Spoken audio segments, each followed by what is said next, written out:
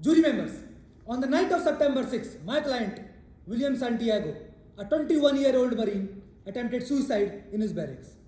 Santiago, the youngest member in the unit, was constantly failing to catch up to the soldiers in front of him. Soldiers who were much more experienced and skilled. Santiago kept demanding a transfer because this unit wasn't his calling. This is not where he felt he belonged. His constant demands, constant nagging for a transfer became so infuriating for the colonel that instead of a transfer, he was subjected to a violent thrashing, also known as Code Red, directly ordered by Colonel Jessep. Code Red, a violent, inhuman treatment. Obviously, the colonel here disagrees to this entire story and claims that he actually did give Santiago a transfer order. Maybe he actually did. So the question remains, was Santiago ever given a transfer order or not? These are the copies of 14 letters Santiago wrote over 9 months, requesting, in fact begging for a transfer. Upon hearing the news that he is finally getting the transfer, Santiago was so excited that do you know how many people he called? 0. Nobody. Not one call to his parents saying he was finally coming home. Not one call to a friend saying, can you pick me up at the airport?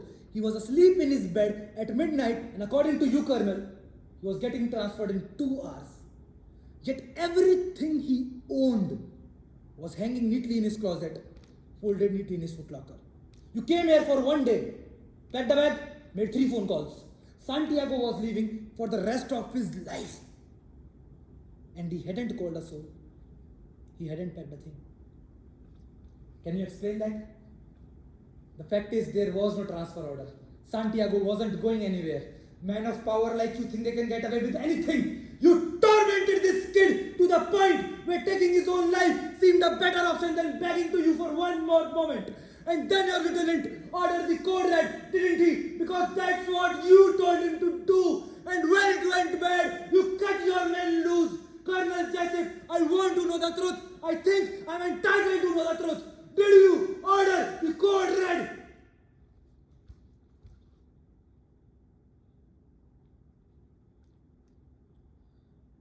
Kaffee, you question me like you are a real army officer. Sitting here in your safe little air-conditioned room, wearing an army uniform same as mine, talking so casually about the truth. You can't handle the truth. Son, we live in a world that has walls, and those walls have to be guarded by men with guns. Who's gonna do it? You guys. I have a greater responsibility than you can possibly fathom. You weep for Santiago and you curse the Marines. You have that luxury. You have the luxury of not knowing what I know. That Santiago's circumstances, while tragic, probably saved lives. And my existence, while grotesque and incomprehensible to you, saves lives.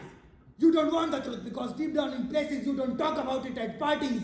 You want me on that wall. You need me on that wall. Use words like honor, code, loyalty.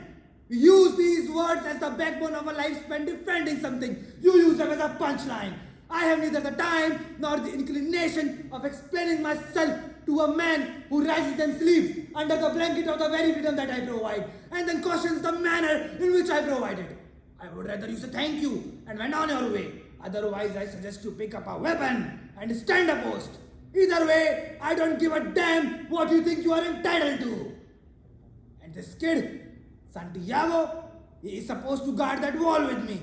But look at him, he's pathetic. A weak excuse for a warrior. What use to the nation are you if you can't run, can't swim, can't fight, can't breathe? Damn it, you're dead weight. The truth is I did my job, I did what I had to do, and I will do that again and again and again.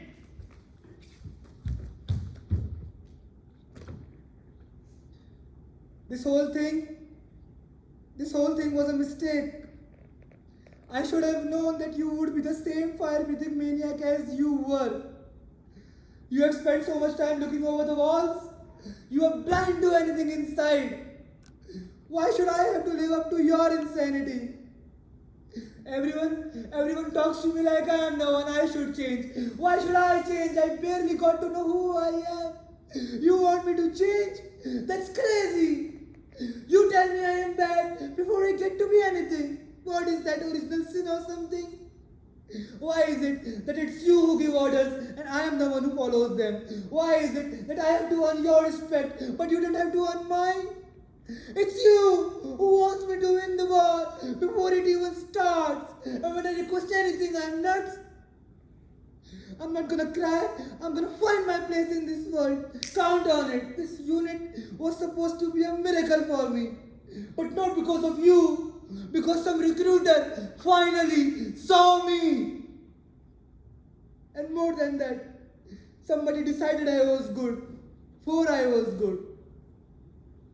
All of you want me to destroy the enemy. You want us to crush the enemy. Who do you think is the enemy? The man telling me when to run and beating me when I can't? Or the kid across the border getting trampled just like me? One last time I request the jury. End my suffering. I'm tired of running. Please, make the right decision. Don't destroy my future. Preserve it. Please.